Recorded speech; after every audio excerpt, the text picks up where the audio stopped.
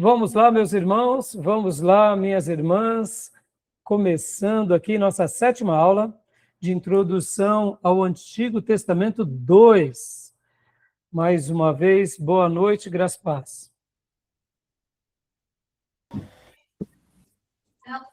Boa noite, graça e paz. Boa noite, graça e paz. Boa noite, graças a Deus.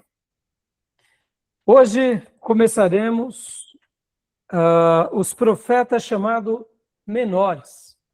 Nós estaremos trabalhando agora nesses 12 profetas e, se tudo correr bem, trabalharemos por volta de 4 profetas em cada aula. Hoje, na próxima e na 9ª aula. Se precisar, trabalharemos também mais alguns assuntos na 10ª aula. Mas eu acredito, por serem profetas pequenos, bem objetivos, nós conseguiremos trabalhar bem sobre esses assuntos a partir de hoje, tá bom? Então, vamos lá, vamos mergulhar nesses assuntos, e eu não tenho dúvida que vai ser um momento muito abençoado e muito especial para todos nós, tá bom? Quero lembrar que já oramos, pedindo a bênção de Deus, por nós, pelas nossas famílias, ministério, e também por aqueles que precisam, como a gente apresentou aqui alguns nomes.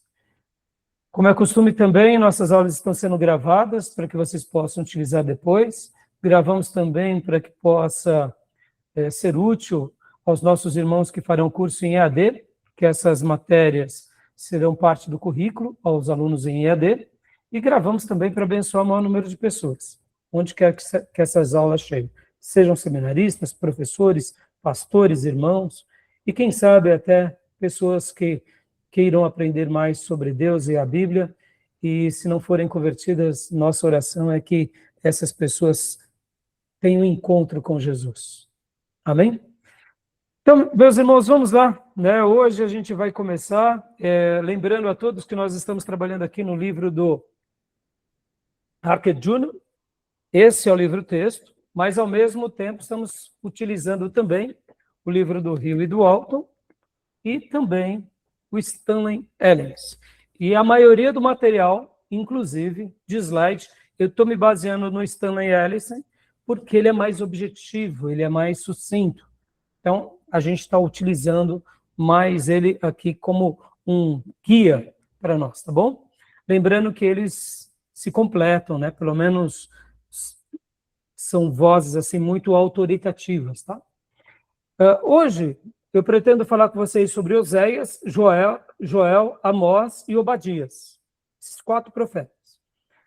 Podem ver que na nossa Bíblia eles estão dessa ordem. Quando você pega o índice da Bíblia, você verá isso, Você verá que os profetas menores, ali depois de Daniel, Oséias, Joel, Amós e Obadias. Então, eu vou seguir literalmente o cronograma que está na Bíblia, sabendo que essa ordem nossa, da Bíblia em português, não necessariamente foi a ordem cronológica, tá bom?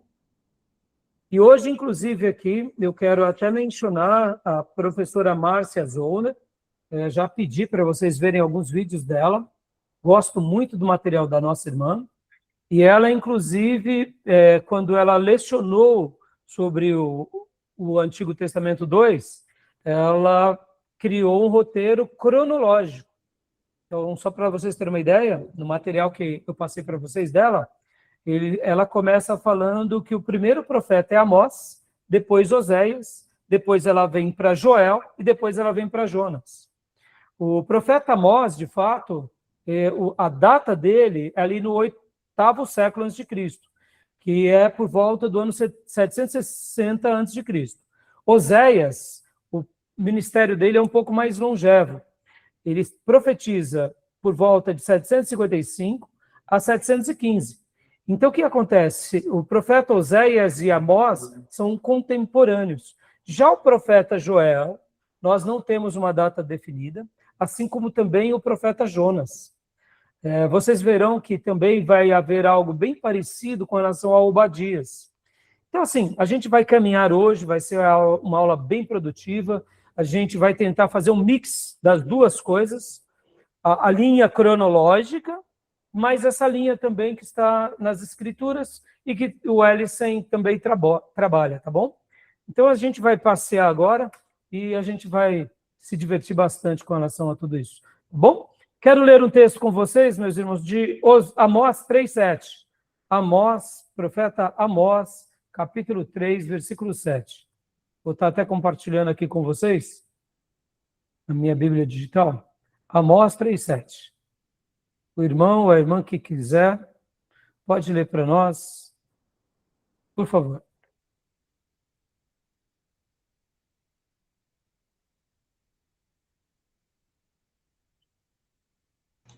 Vou ler aqui, pastor. Por favor.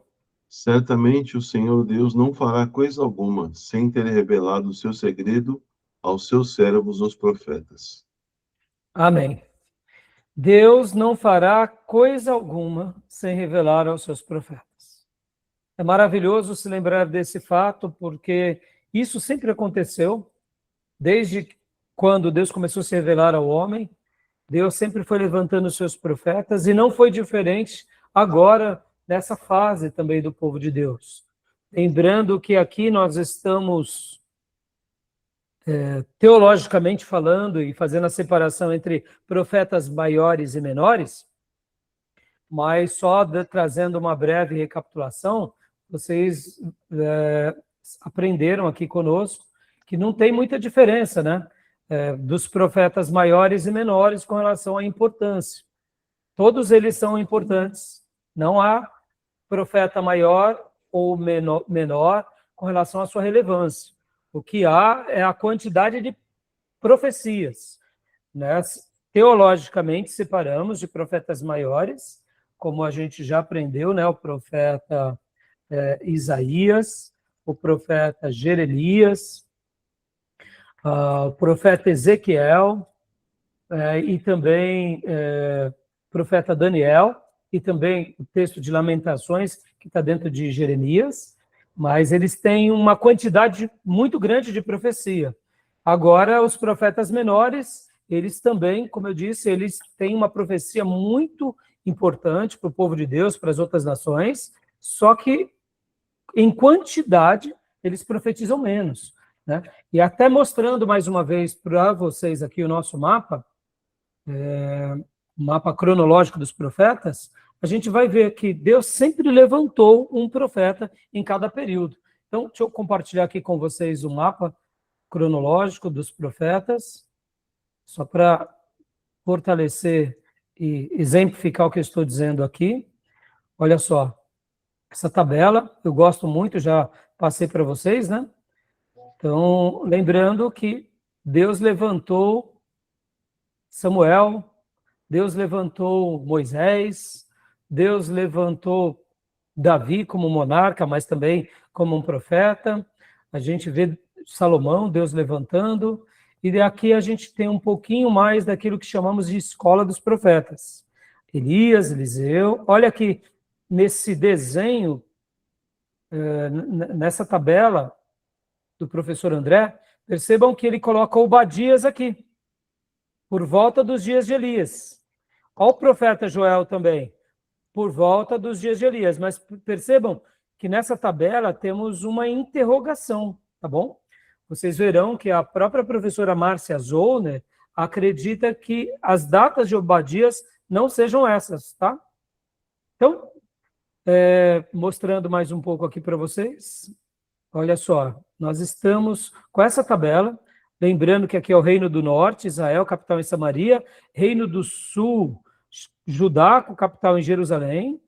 Aí temos, né, os acontecimentos históricos, a ascensão do Império Assírio, a expansão com Tiglat-Pileser, a conquista e a queda de Samaria, né, e os profetas foram sendo levantados. Notem bem que aqui nessa tabela ela é muito legal, que aqui nós vemos o profeta Jonas, contemporâneo de Amós, contemporâneo de Oséias. Hoje nós estaremos falando sobre Amós e Oséias. E perceba que nessa tabela o professor André coloca Jonas aqui, próximo a Amós. Mas Jonas pode ter sido também em outro período, a gente não tem uma data precisa.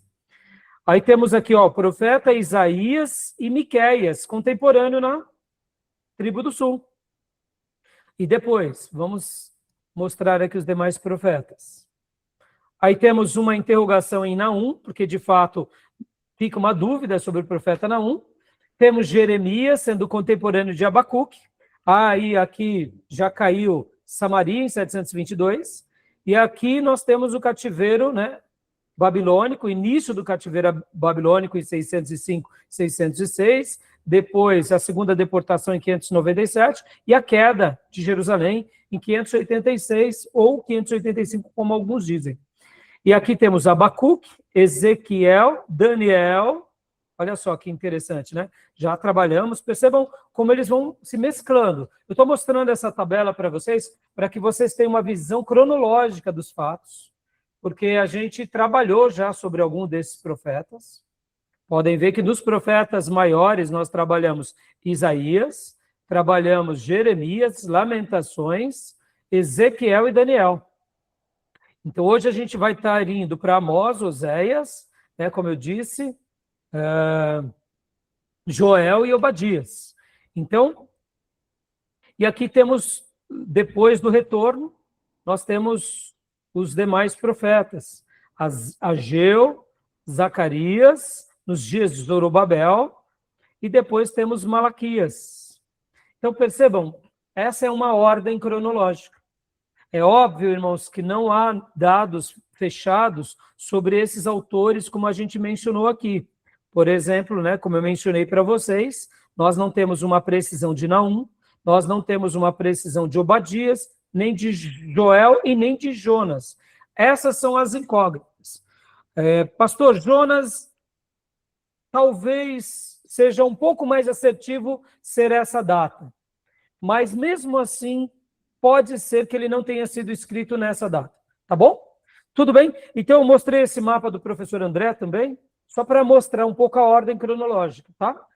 Alguma pergunta, alguma dúvida? Tranquilo? Não. Então, agora eu quero mostrar para vocês também, no livro do Stanley Ellensen, irmãos, olha só que interessante. Deixa eu compartilhar aqui com vocês. Seria esse mapa que o Stanley Ellensen trabalha, mostrando a ordem cronológica. Pode ver que aqui no livro dele, olha só que interessante. Ele coloca o profeta Oséias, 740 a.C. Joel, ele coloca 835 a.C. Então, na tabela do Stanley Ellensen, ele muda um pouco essa ordem. Para a professora Márcia Zollner, o primeiro profeta dessa ordem, chamado dos profetas menores, é o profeta Amós. Logo depois vem o profeta Oséias. Depois vem Joel e depois vem Jonas. Mas percebam que o Stanley Ellensen, ele coloca Joel 835 e Amós um pouco antes, ou melhor, desculpa, Obadias 845. Por que ele faz essa leitura? O Stanley Ellensen, porque ele segue mais ou menos essa mesma correspondência que o professor André Daniel Henke. Ó, percebam que o professor Daniel Henke, ele também coloca Obadias e Joel aqui. Então, a gente começa a compreender o fato dessas mudanças da datação. Olha só, Obadias, aqui, 845, e Joel, 835. Entenderam? Então, percebam, irmãos, que não há uma uniformidade com relação às datas. E aí a dúvida que surge é, isso perde a credibilidade? De forma alguma, tá bom? É porque quando o profeta escreve, ele não deixa detalhes, irmãos, que nem nós veremos aqui. Como é o caso do profeta Oséias, o próprio Amós. Existem certas citações na profecia de alguns profetas menores que eles colocam o nome do rei, um acontecimento, como foi o caso de um grande terremoto. E então você consegue puxar as datas dos acontecimentos. Quando o profeta traz a sua profecia, como é o caso, por exemplo, do profeta Joel, sem citar acontecimento histórico nenhum, rei nenhum, fato nenhum, você acaba não tendo uma convicção de quando foi aquela data. E como as escrituras muitas vezes também comentam sobre outros profetas, e também muitas vezes acabam citando outro Jonas ou outro Joel, podem ser que criem dúvidas sobre essas datações, tá bom? Tudo bem? Deu para explicar o porquê há essa mudança?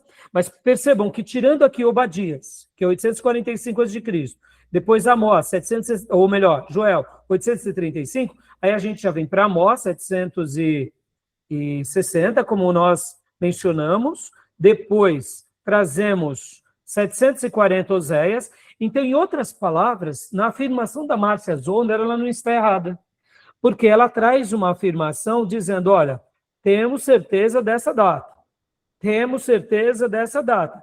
Já que essa data de Joel e de Obadias tem uma incógnita, a gente não fecha a data. Por isso que a gente coloca que é uma data provável. Está entendendo? Mas alguns teólogos, eles preferem pôr uma data. Aí é uma questão de estudo, é uma questão de opinião daquele mestre, tá bom? Tudo bem até aí?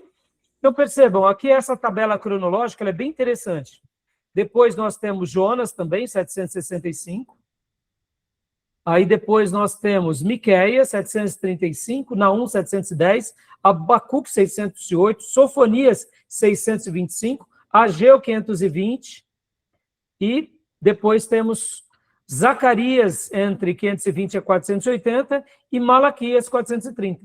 E aqui eu já passei para vocês, né, essa tabela do perfil e mensagem dos profetas menores, e então depois vocês apreciem melhor esse material. Tudo bem? Tudo bem até aí? Alguma pergunta, alguma dúvida? Tranquilo? No Arc Junior, ele também põe 835 para Joel. Como? O Arc Junior também põe 835 para Joel. Então, Bia, por isso que nós não ficamos tão presos, tá? Dizendo, não pode. Não, pode. Qual o problema? É como o livro de Juízes, né? Quanto tempo durou o período dos juízes? Temos uma dedução, uma prévia, mas nós não temos aquela certeza, como foi o caso do profeta Ezequiel. O profeta Ezequiel dá as datas.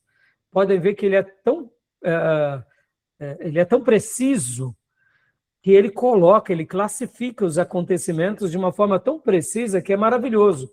Para nós que estamos aqui, depois de tanto tempo, isso facilita, né? Tudo bem até aí? Alguma pergunta, alguma dúvida? Não? Então agora a gente vai fazer uma prévia rápida do Stanley Ellis, mostrando a épica dos 12 profetas. Tá bom? Então, leia para nós, Bia, por gentileza. Estão me ouvindo bem? Que a internet aqui ficou ruim. Estamos te ouvindo muito bem. A épica dos 12 profetas. A jornada cronológica de Obadias a Malaquias através de 3 eras de crise. Joia. Lembrando, meus irmãos, que esses livros, como outros teólogos, vão chamar, né, profetas clássicos e profetas não clássicos. Por que profetas clássicos e não clássicos? Relembrando um pouco aqui. Por exemplo, o profeta Elias e Eliseu, eles não têm texto escrito.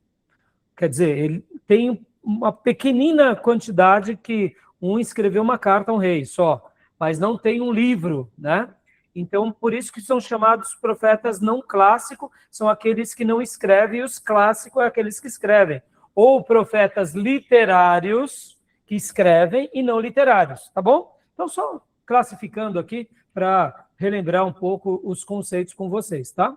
Voltando, então, à jornada, né, de Obadias a Malaquias, através de 3 eras de crise. Então, continua para nós, Bia, por gentileza. 3 eras de crise geopolítica e espiritual. Ato 1, antes do cativeiro do norte, a ameaça da Assíria. Obadias, Joel, Jonas, Amós, Oséias e Miqueias. Atos 2, antes do cativeiro do sul, ameaça babilônica. Naum, Sofonias e Abacuque. Ato 3, depois do regresso, a era persa e a restauração. Ageu, Zacarias e Malaquias. Joia. Então, percebam que aqui nós não temos certeza, como eu já mencionei, né, por exemplo, de Joel. Joel pode ter sido aqui no ato 3? Pode. Jonas pode ter sido também no ato 3? Pode, mas é mais provável que tenha sido realmente por volta desse período, né? Obadias, segundo a professora Márcia Zoner, por exemplo, ela acha que é no ato 3. Então, assim, a gente fica um pouco aberto sobre essas questões. Mas nós vemos um fato. Qual é? Que no primeiro foi antes do cativeiro do norte, do cativeiro assírio. O segundo foi antes do cativeiro do sul, ou seja, o cativeiro babilônico. E o terceiro ato foi logo depois do regresso. Lembrando que no regresso aqui nós temos livros importantíssimos, que são os livros de Neemias, de Esdras, nós temos 1ª e 2ª Crônicas, nós temos também o livro de Esther, ou seja, é o terceiro ato no livro chamados proféticos, mas temos outros livros que estão dentro do compêndio dos livros históricos, que são livros também, que também são profecias, viu, meus irmãos? Eu gosto muito, irmãos, guardem isso, irmãos, eu gosto muito de chamar a Bíblia de um livro de profecia, tá? Eu amo essa terminologia, porque para mim Salmos é uma profecia, Provérbios é uma profecia, Jó é uma profecia. Para mim, o Pentateuco é uma grande profecia, só que o estilo literário, admitamos, uns são sapienciais, outros são poéticos, outros têm um critério mais histórico, mas tudo são profecias de Deus. Tá? Então, não esqueçam disso, tá, meus irmãos? Porque, inclusive, é feito um pouco de confusão. A teologia liberal gosta de fragmentar demais, e muitas vezes a gente vê até pessoas até bem intencionadas que acabam dando um pouco de ouvido a essa teologia liberal. Por exemplo, só uma afirmação aqui que eu gosto de questionar. Por exemplo, se ensina que em livros poéticos nós não fazemos doutrina, porque é uma poesia. Eu discordo. Se ensina que, por exemplo, em livros históricos não se faz doutrina. Eu discordo da mesma forma. Por quê, meus irmãos? Jesus, quando ele cita os Salmos, ele cita apenas. Ele valida. Ele não fica explicando. Igualmente fazem os apóstolos. Podem ver que os apóstolos vão citar muito os Salmos, vão citar muitos provérbios, vão citar muitos livros importantes. Então, notem bem que é uma característica do Novo Testamento fazer uma citação do Antigo Testamento sem decodificar o estilo literário. Eles simplesmente dizem, Davi disse, o salmista diz, está escrito nos escritos, está escrito nos profetas. Então, essa fragmentação, na minha opinião, abaixa o teor da profecia. Pastor, então compreender o estilo literário é errado? Claro que não. É óbvio que não. Deus quis se revelar assim. Por outro lado, meus irmãos, guardem isso. Seja Pentateuco, seja livros históricos, profetas maiores, profetas menores, cartas, são profecias de Deus para nós. Ponto final, tá bom? E é assim que a gente deve ler a Bíblia, porque nenhum texto que está ali foi escrito pela capacidade humana, pelos trejeitos humanos. Foram homens separados por Deus, escolhidos a dedo, inspirados pelo Espírito para deixar uma história. E Deus conduziu uns de forma mais histórica, de forma mais, eu diria, com datações, como é o caso do profeta Ezequiel. Outros é como o profeta Joel. Não tem data nenhuma, mas é um livro citado no Novo Testamento e para nós, Igreja de Jesus, importantíssimo. Por quê? Porque nós vemos o cumprimento da profecia de Joel no Pentecostes. Eu te pergunto, o apóstolo Pedro, guiado pelo Espírito Santo, citou aquele cumprimento e hoje nós, Igreja de Jesus, desfrutamos daquele momento. Que o Espírito continua sendo derramado. E se estamos aqui como Igreja do Deus Vivo, é porque aquela profecia nos atingiu. E aquela profecia continuará presente enquanto a Igreja existir, até a volta de Cristo. Ou seja, olha que coisa linda. Pedro não estava preocupado com isso. Pedro estava atento à profecia. Percebam, eu estou comentando tudo isso só para acrescentar sobre vocês, tá bom? Então aqui a gente nota esses 3 atos e como teologia é importante a gente destacar esses atos. Que Deus adverte o povo antes do cativeiro assírio, que Deus depois adverte o povo antes do cativeiro babilônico, e Deus depois restaura esse povo ali na era do Império Medo-Persa. E levanta esses servos para dar ali a última revelação, até aquilo que chamamos, né, de período interbíblico, né? Tá bom? Tudo bem até aí? Tranquilo? Então, primeiro ato, leia para nós, Beatriz, por gentileza.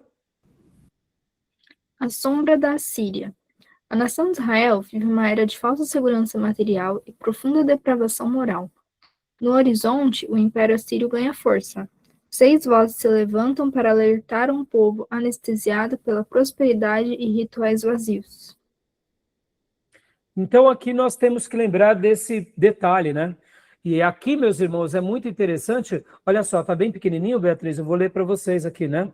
Nínive e Assíria, ao pêndulo espiritual, prosperidade material, moralidade, reinado de Jeroão II. Percebam que aqui foi um período de prosperidade, mas uma falsa segurança, porque houve um vácuo de poder aqui no mundo entre o Egito, Nínive e Babilônia. Então Israel prosperou, tanto a tribo do norte quanto a tribo do sul. E o que o povo fez no meio da prosperidade? Se perdeu. Tem parecido nos nossos dias ou não? Interessante, não? Lembram quando houve o atentado das Torres Gêmeas? Logo depois dali, as igrejas americanas ficaram cheias, meus irmãos. Porque nós sabemos o caminho que devemos seguir, que é o caminho do Evangelho. Mas tem vezes que Deus ele permite com que aconteça algumas coisas na nossa vida para que a gente volte para a casa dele. Então, é que nem agora, graças a Deus, hoje mesmo eu publiquei aqui no grupo do seminário e no grupo da nossa igreja, um movimento que está acontecendo nos Estados Unidos, nas igrejas americanas, onde os jovens estão indo às terças-feiras buscar a Deus, simplesmente pela presença de Deus, né? Está tendo um movimento muito lindo nos Estados Unidos, em que os jovens estão buscando ao Senhor. Graças a Deus, que continue assim. Mas percebam que muitas vezes no meio da prosperidade também, a gente acaba tendo o quê? Um senso de uma falsa segurança. E isso acontece conosco o tempo todo, e a igreja de Deus passou por essa falsa segurança material durante muitos episódios da sua história, tá bom? Comentando só para mostrar como que foi esses momentos, tá? Alguma pergunta, alguma dúvida? Continua para nós, irmã, rapidinho. Então, agora aqui, só fazendo uma citação, né? O profeta... Obadias significa servo do Senhor. Data 845 a.C., destinatário Judá e Edom. Lado esquerdo, desolação de Edom no futuro dia do Senhor, capítulo 1 a 14, julgado pelo orgulho arrogante e pela inimizade contra Israel. E o lado direito, restauração de Israel no dia do Senhor, capítulo 15 a 21, o triunfo final do Monte Sião sobre o Monte Seir. A terra será do Senhor. Aqui é só uma visão panorâmica, e percebam que eu gostei bastante desse material nosso, aqui que nós temos as datações, ó, tá vendo? 845. Como eu mencionei, meus irmãos, é uma provável data, tá? Só para vocês terem uma ideia, olha aqui, ó. Joel, 835. Então, só leia para nós essa parte aqui, Beatriz, e por enquanto, por gentileza, agora... Joel, Jeová é Deus, data 835 a.C., destinatário Judá. Joia. Então, só um minuto, Beatriz. Percebam que há pouco a gente viu que Obadias, ele está se destinando a Judá, a sua mensagem é Edom. Agora, Joel está se destinando a Judá, nessa data. E aí temos essas fases, que a gente vai ver já melhor no nosso material. Aqui eu só quis passar para vocês esse cronograma didático, tá bom? Então, próximo livro, leia aqui para nós só essa parte, Beatriz, por gentileza. Jonas significa pomba. Data 765 a.C., destinatário Israel, sobre Nínive e Assíria. Então, possivelmente também é uma dúvida que temos o livro de Jonas, mas pode ter sido nessa data. A mensagem é tanto para Israel quanto para, né, a Nínive, que é a capital da Síria, tá? Então, podem ver que é bem legal, ó, 765 a.C., né? Continuando, Amós. Significa carregador de fardos. Data 760 a.C., destinatário Israel. Joia. Então, olha aqui a data cronológica.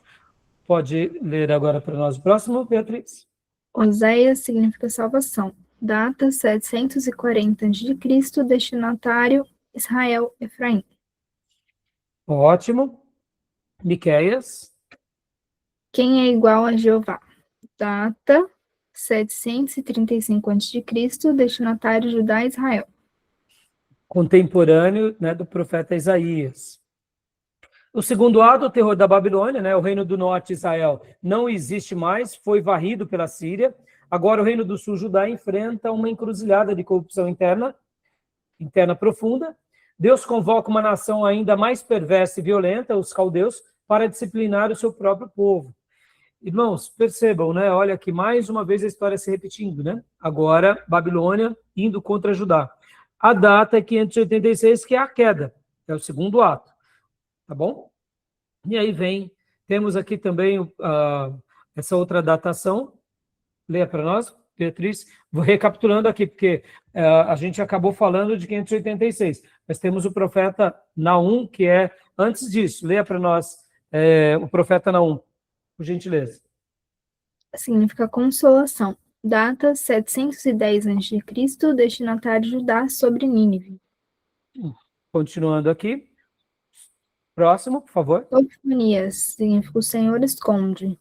Data 625 a.C., destinatário Judá. Pode continuar para nós. Abacuque significa braço. Data 607 a 608 a.C., destinatário Judá. Aí vem o terceiro ato, a restauração interrompida, a era persa, como a gente já mencionou, né? Passam 70 anos e aí eles regressam. Mas percebam que aqui, na realidade, essas duas citações deveriam vir, na realidade, eles acabaram entrando de forma errada, né? Porque era 586, mas a ordem acabou sendo essa, né? Então, voltando aqui. Ageu, pode ler para nós, senhor? Ageu significa festivo. Data 520 a.C., de 1 de setembro a 24 de dezembro. Destinatário, o remanescente, que é os judeus pós-exílio. Próximo, por favor. Zacarias, o Senhor lembra. Data 520 a 480 a.C., destinatário, o remanescente. E o último. Malaquias significa meu mensageiro. Data 430 a.C., destinatário, o remanescente. Maravilha. Então, aqui, mais uma vez, meus irmãos, olha, seria basicamente aquela cronologia que eu passei há pouco para vocês. A matriz da aliança divina, como o caráter dita a mensagem, né? Aqui são os profetas, as datas prováveis, com algumas incógnitas, os destinatários dessa mensagem, o atributo enfatizado em cada mensagem e a mensagem central da aliança. Então, percebam que aqui é muito legal, porque a gente tem uma visão panorâmica do que tratam esses 12 livros chamados profetas menores, tá bom? É bem interessante, eu acho que vale a pena vocês terem essa visão geral, porque quando a gente lê o livro, sabendo do que se trata, para quem eram os destinatários, a nossa interpretação fica mais fidedigna, tá bom? É claro que, por serem escrituras sagradas, é óbvio, meus irmãos, que nós precisamos fazer aqui a hermenêutica correta, né?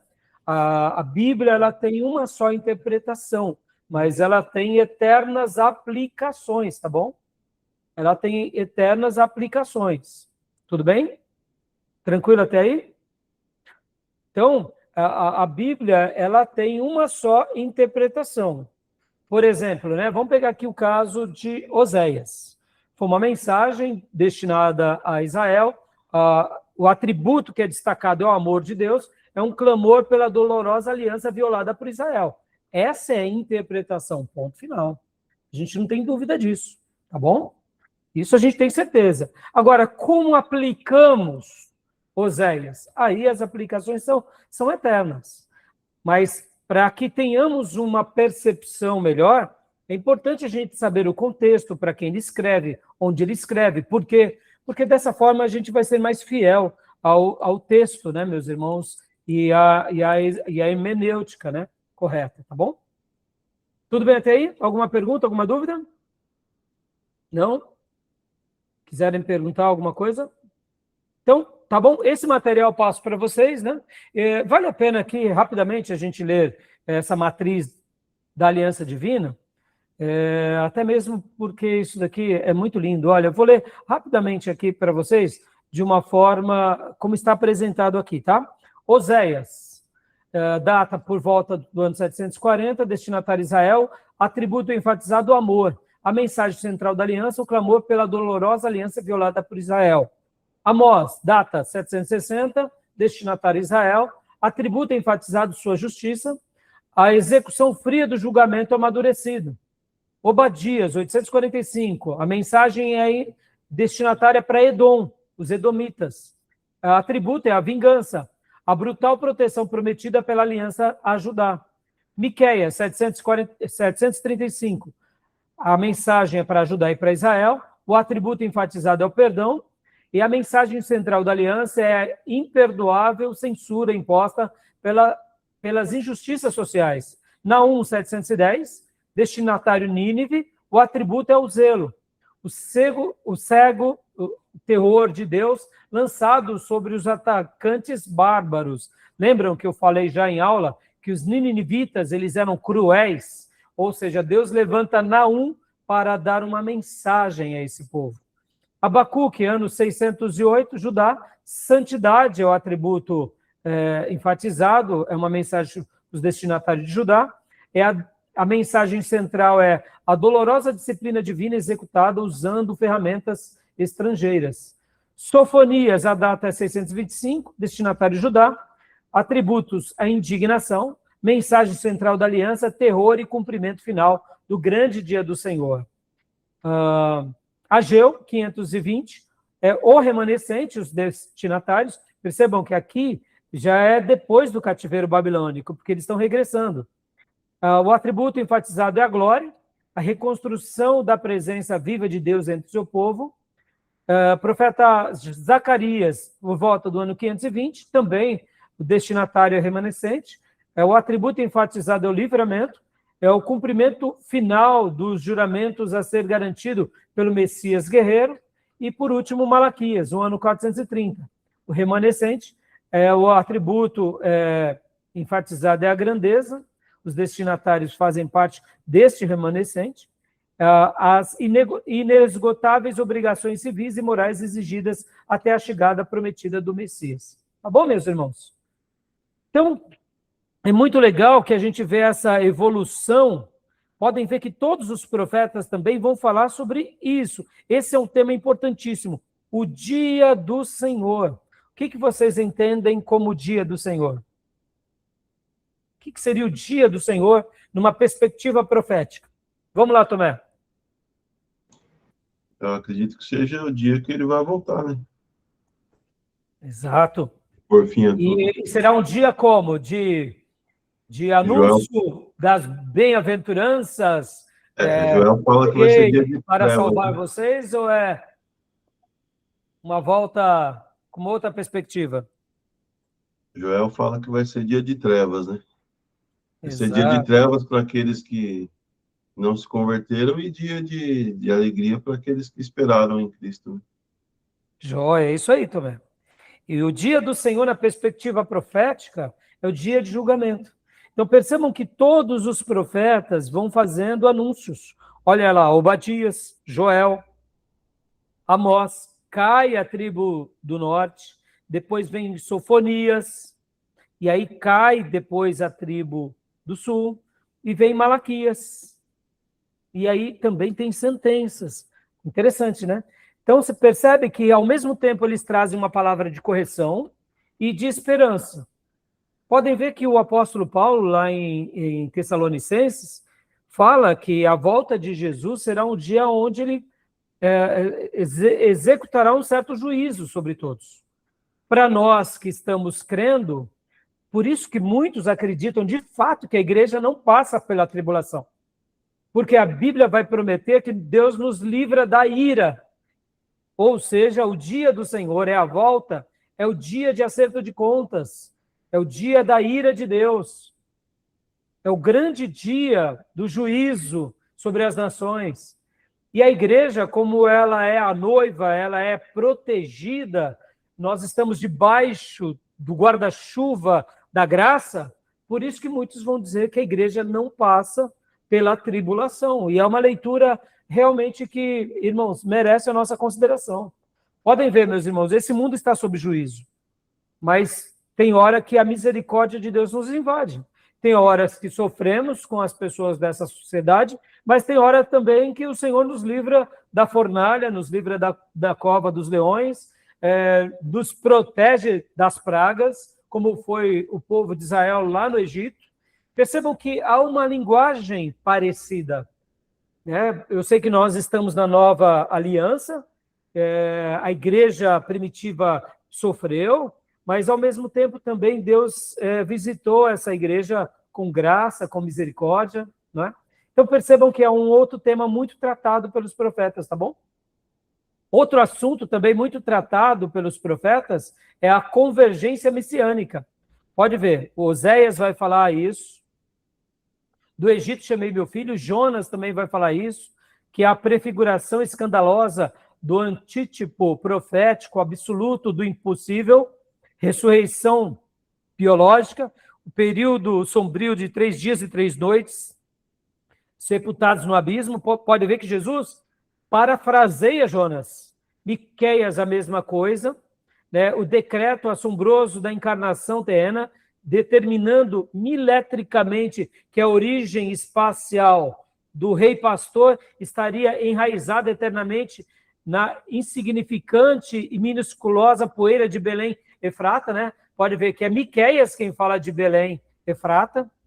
Zacarias, a precisão dolorosa que desdobra o ministério do renovo estipulado friamente na vinda de um trágico pastor cruelmente transpassado pelas costas, em Zacarias 12:10, e a ironia cósmica do eterno e temível rei, invencível, invadido Jerusalém, cavalgando humilde e comicamente no simples dorso de um jumentinho pacífico, como está lá em 9:9. Nós, inclusive, celebramos o culto de Páscoa domingo passado, e na tradição cristã temos aquilo que a Igreja Católica chama de Domingo de Ramos, que seria o dia em que Jesus entra em Jerusalém, literalmente sentado sobre um jumentinho, né, que seria esse episódio, ou seja, a profecia de Zacarias, e temos Malaquias, a manifestação prometida, indomável do executor supremo e irrevogável mensageiro da aliança, colidindo com a fase do terrível sol da justiça. Percebam que todos esses profetas, ou pelo menos a maioria, vão falar também sobre o Messias. Todos eles apontam para o Messias. Isso que é muito lindo, né, irmãos? Percebam, em vários momentos, antes do cativeiro assírio, antes do cativeiro babilônico e depois do regresso, Deus continua mostrando que o Messias virá, tá bom? E aí, o Antigo Testamento termina incompleto, suas páginas rangem com o peso da expectativa. Séculos inteiros de profetas montaram arduamente as tábuas espessas de um colossal palco planetário inteiramente destinado para hospedar a coroa de um rei universal e paradoxal que, de forma torturante, ainda não havia chegado à luz e caminhado na Terra, né? Tá bom? E aí temos depois aquilo que chamamos de período interbíblico, que são os 400 anos de silêncio. Esse período aqui, meus irmãos, a gente vai estudar em Introdução ao Novo Testamento 1. Ah, pastor, mas por que nós não estudamos aqui no 2? É porque, irmãos, vocês têm que levar em consideração que o Velho Testamento tem muito mais tempo, né? Poderíamos estudar esse período interbíblico agora, mas aí a gente ia ter que correr tanto. E aí, por isso que se estruturou dessa forma. Nós pegamos o Velho Testamento, já que ele termina ali, né, por volta do ano 430, nós fechamos esse período.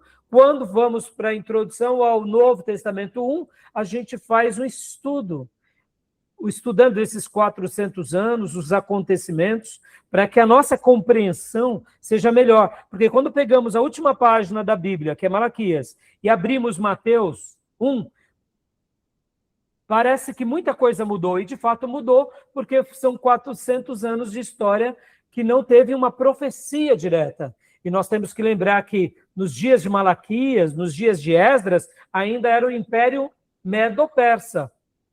Veio o Império Grego, a queda do Império Grego, seus 4 generais que se espalham, né, e durante muito tempo ainda continuou sendo chamado de o período helenístico, a região da Palestina, assim como também ali o norte da África e vários outros países, principalmente ali perto, Síria, Palestina, ali na Anatólia, ficaram sendo disputados entre os Antíocos e os Seleucidas, que eram 2 generais de Alexandre, que vocês vão ver que as famílias continuam vencendo, e depois vem o Império chamado Romano. E aí o Novo Testamento começa. Então, percebam que a gente vai fechar, né, aqui, nesses profetas, e somente depois, no próximo módulo, a gente trabalha sobre esse período, tá bom? Tudo bem até aí? Tudo tranquilo? Alguma pergunta? Alguma dúvida? Deu para entender direitinho? Tranquilo? Tranquilo, pastor. Então, agora para nós. Querem fazer alguma pergunta? Tirar alguma dúvida? Aproveitem. Pode continuar. Pode continuar? Então, vamos começar agora sobre Amós, meus irmãos. Vamos lá. Profeta Amós. Né? Como eu mencionei para vocês, a gente não vai, né, para aquelas outras datas. A gente vai seguir essa linha. Amós, Oséia, Joel e Jonas, tá bom? Então, opa, só um segundinho. Deixa eu só voltar aqui. Compartilhar essa tela. Aqui, isso. Amós. Pode ler para nós, Tomé, por gentileza. O fardo de Amós. A anatomia do juízo divino e da justiça social no Antigo Testamento. O significado do nome Amós traduz-se literalmente como fardo, ou carregador de fardos. Não era um profeta de carreira, mas um homem incumbido de carregar o peso do iminente julgamento de Deus sobre uma nação corrupta. 760 a.C. Por que foi muito difícil para Amós, meus irmãos? É simples. Porque ele estava aqui falando sobre o julgamento que viria sobre o seu povo. Então, se coloque no lugar de Amós. Querendo ou não, é uma das coisas mais difíceis de fazer. Você chegar e decretar ali o final de um povo. Literalmente falar sobre a queda daquele povo. Então, não é fácil para um profeta quando ele recebe essa incumbência, né? Então, a gente vê que Amós, ele é levantado por Deus ali no 8º século a.C. Então, a gente tem que lembrar um pouco do contexto em que Amós estava.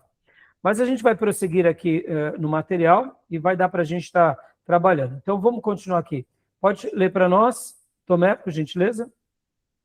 A primazia da justiça sobre o ritual. Rituais sem justiça não são religião divina, mas um perigoso desvio do seu verdadeiro caráter. Oséias, o amor divino, ministrou a mesma nação, no mesmo cenário, 5 a 10 anos depois, dramatizando a condição desastrosa através da lente do amor incondicional e do coração partido de Deus. Amós, a justiça divina, focou quase inteiramente na violação dos direitos humanos e na exploração dos pobres. Para Amós, a opressão social é a maior ofensa a um Deus de justiça. Então, olha só, meus irmãos, aqui Amós estava profetizando e ele explora muito bem essa questão da opressão social. Agora, olha que interessante, irmãos. Amós poderia ter falado principalmente do pecado que eles cometiam, que a tribo do norte cometia, porque ele vai profetizar ali em Belém, ou melhor, Betel, aonde estava o bezerro de ouro. Lembra que quando houve a divisão do reino, foram colocados 2 postes ídolos, um a norte, lá em Dan, e outro em Betel. Então ele profetiza, ele sai de Judá e ele profetiza ali em Betel. Ele não fala do bezerro. Ele poderia, mas Deus colocou outra situação. Ele vai profetizar contra essa opressão social. Porque lembra que eu comentei com vocês que havia um vácuo de poder e o próprio povo de Deus, tanto na tribo do norte quanto na tribo do sul, estavam passando por um período de muita prosperidade? Então aqui criou-se aquela expectativa falsa de que estava tudo bem. E por isso o povo muitas vezes se enfiava na idolatria.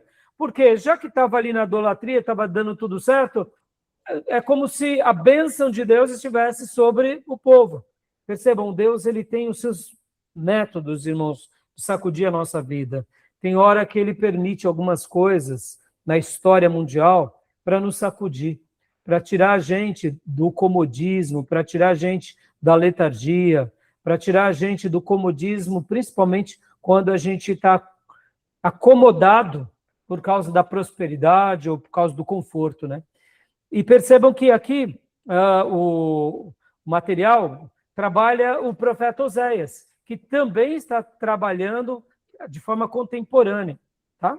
Continuando aqui, leia para nós, por favor.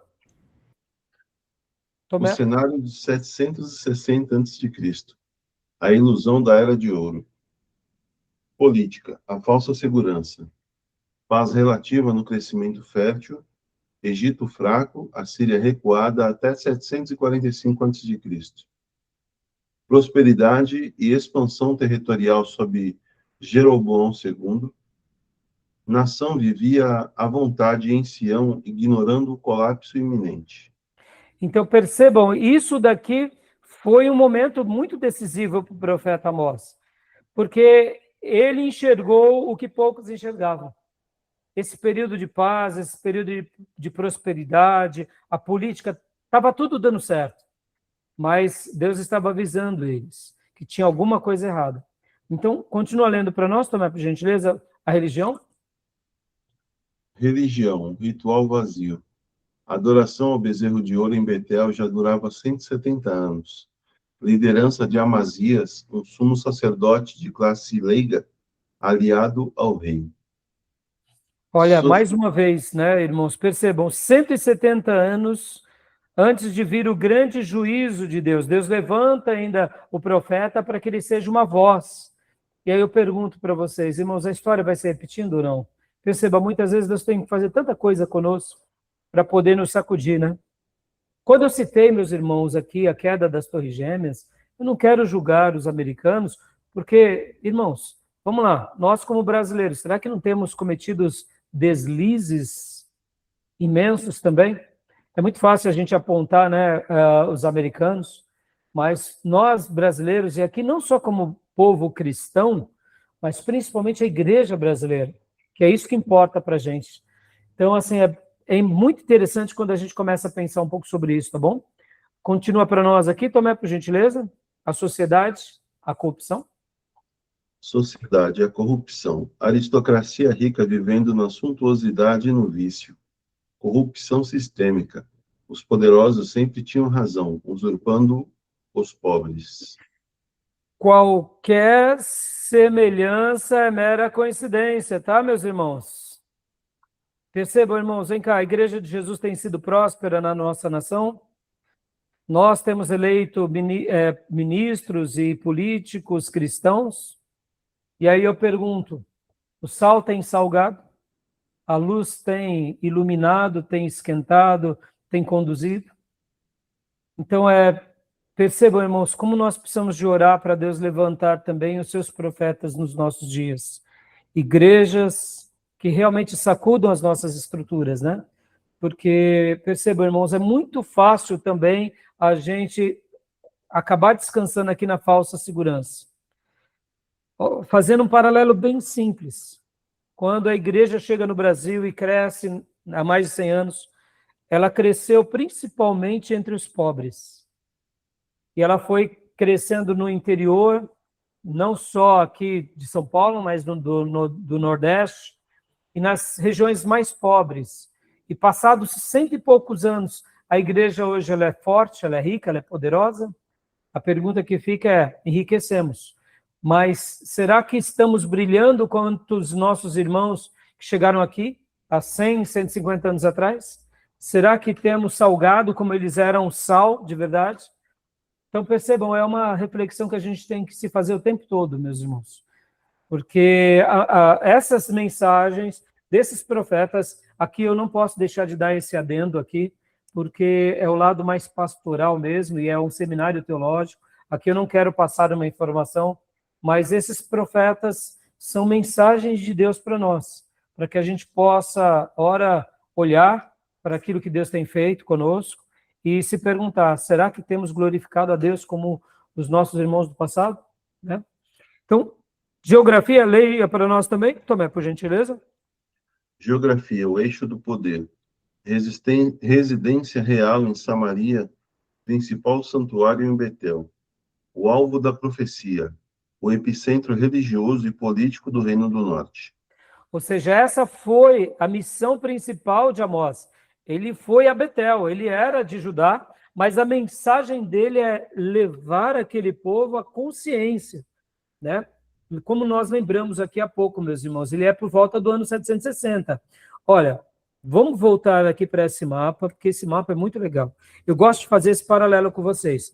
Pouquinho tempo antes, Deus levanta aqui por volta do ano 860, Elias. Depois Deus levanta aqui por volta de 825, quem? Eliseu.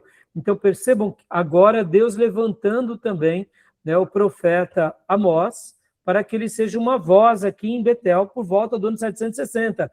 Antes da queda, Deus estava dando a última mensagem, falando para aquele povo, olha povo, acorda, povo, se volte para Deus, povo, dê ouvido para o Senhor, mas como conhecemos a história, meus irmãos, infelizmente o povo não quis dar ouvido, né? Então percebam, olha aqui o profeta Amós, né? Sendo um anúncio à tribo do norte, dizendo, arrependam-se dos seus pecados. E eles não deram ouvido, tá bom, meus irmãos? Então, voltando aqui, para a gente concluir essa parte, o eixo de poder, né? Já já eu vou mostrar uns slides da professora Márcia Zollner, que eu achei muito interessante, eu quero até trazer aqui para vocês, porque, irmãos, vocês têm que lembrar que esse período aqui era um período de muita prosperidade, porque, só mais um dado aqui, ó. Nos dias de Elias e Eliseu, lembram de um rei? Qual era o nome de um rei muito poderoso e de uma rainha muito poderosa aqui na tribo do norte? Qual era o nome? Uma rainha Acabe má. Jezabel? Hã? Acabe Jezabel? Isso, filha. Acabe e Jezabel. Foi um período de muita prosperidade, tá? E Acabe, inclusive, ele cria palácios muito suntuosos. A Bíblia vai mostrar que ele reveste o palácio com marfim. Percebam que nos dias de Salomão, o trono de Salomão era de ouro e marfim. Mas nos dias de Acabe, o palácio era revestido de marfim. Ou seja, dava uma ideia de muito mais glória. Por isso que a tribo do norte aqui começou o culto a Baal. Lembra o que era Baal? Era o deus da prosperidade. Ao bezerro, lá em Betel. E vem aqui Amós, e mais uma vez lança uma palavra. Mas Deus já tinha levantado essa escola. Lembrando que esses irmãos aqui, os profetas Elias e Eliseus, são chamados profetas não clássicos ou não literários. Mas não significa que eles não foram poderosos, no sentido de trazer uma mensagem ao povo. Tanto trouxeram que Deus honra a palavra deles e Deus levanta pessoas para fazer justiça, como é o caso do monarca Gel. Então, percebam aqui o cuidado de Deus. mas ao mesmo tempo o povo se perdendo na segurança, na política, na prosperidade. Ou seja, mesmo depois daquele legado da destruição dos profetas de Baal, de Deus ter mostrado toda a glória, o coração do povo ainda se inclinava para o pecado. Forte isso, não, irmãos? Tá bom? Então, voltando aqui para a gente terminar aqui. Não, vamos dar uma pausa aqui? Vamos dar uma pausa, tá bom? A gente tem mais alguns slides ainda, então a gente vai continuar. Vamos ter que dar uma corrida nos próximos, no próximo bloco, tá bom? Alguma pergunta, meus irmãos? Alguma dúvida? Querem fazer aqui alguma pergunta, alguma dúvida? Tá dando para entender? Tá tranquilo? A gente vai dar uma pausa agora, então, e logo na sequência a gente volta, né, para a gente continuar trabalhando aqui sobre esse assunto tão importante que é os profetas menores, tá bom? Tranquilo? Podemos dar uma pausa? Querem fazer alguma pergunta? Tranquilo. Tranquilo? Como eu mencionei para vocês, meus irmãos, não deixem de assistir, né, outros vídeos, como temos passado aqui para vocês, de outros pastores que a gente recomendou também, porque, irmãos, são muitas informações boas, tá? Sobre tudo isso, tá? Temos muita história, temos muita coisa boa, que mesmo trabalhando em 2 horas e meia de aula, ainda falta tempo. Fechado? Vamos dar uma pausa para o intervalo? Então, vou parar a gravação aqui, tá bom? A gente volta em instantes.